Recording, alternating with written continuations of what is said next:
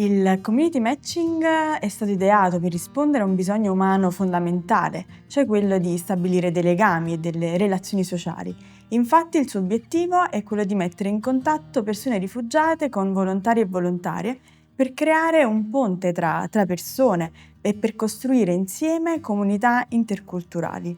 Non bisogna guardare a queste situazioni da un punto di vista pietistico, ma come delle persone fatte di tanti aspetti, e sono persone a cui puoi chiedere un aiuto, con cui puoi uscire, divertirti, socializzare. Non sono solamente l'etichetta del rifugiato o della rifugiata, ma rappresentano un mondo, e quindi è bello conoscere questo mondo.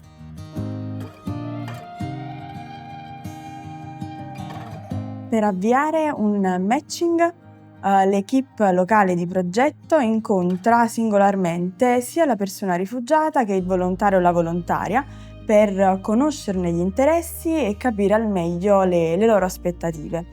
Si valuta poi insieme quale sia l'abbinamento, ossia il match, che possa creare una situazione quanto più favorevole possibile per l'incontro e uno scambio di successo. Creato il matching, le persone sono libere di portare avanti il legame su misura per loro e l'equipe di progetto è pronta ad intervenire per qualsiasi problematica o esigenza, in quanto segue passo passo l'evoluzione del legame.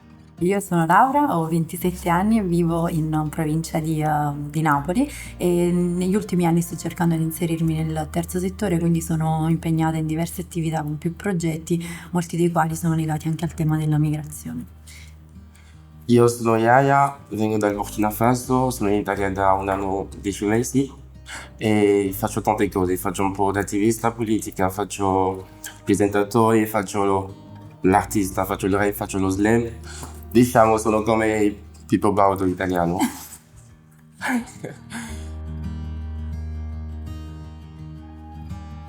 Con Community Matching io personalmente mi sono fatto dei fratelli e delle sorelle, ho trovato una nuova famiglia, c'è mia sorella e per me è un step di integrarmi nella società italiana, di fare delle conoscenze, di imparare la lingua, di fare cosa che voglio fare. E grazie al Community Matching sto sulla buona strada e mi sto capendo bene.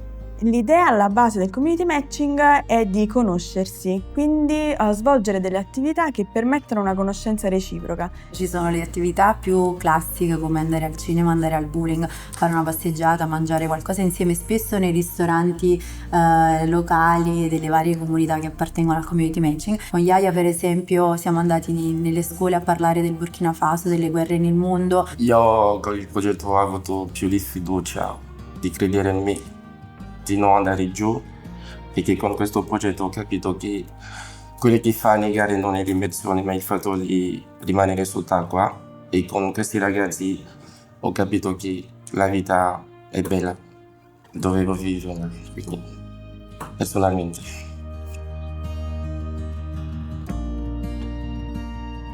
Sin dall'inizio del progetto sono stati attivati circa 1500 match, il che significa che sono state coinvolte circa 3.000 persone che poi hanno diffuso il messaggio del community matching, raggiungendo un pubblico molto più ampio. I fondi 8x1000 dell'Istituto Buddista Italiano Soka Gakkai sono stati fondamentali in quanto hanno rappresentato un sostegno concreto alle attività del progetto. Il progetto si basa sul volontariato e sull'attivazione comunitaria. Tuttavia il sostegno concreto è molto importante per sostenere e supportare i matching anche nelle loro attività quotidiane, per organizzare e realizzare gli eventi per raggiungere gli obiettivi di progetto e per rendere la partecipazione al programma accessibile a tutte e tutti. Descrivere il community matching è un po' difficile, nel senso che non è mai stato un progetto basato o sull'individuo o sulla coppia, è sempre stato un risultato di un lavoro di gruppo. Ci viviamo così tanto anche nelle piccole cose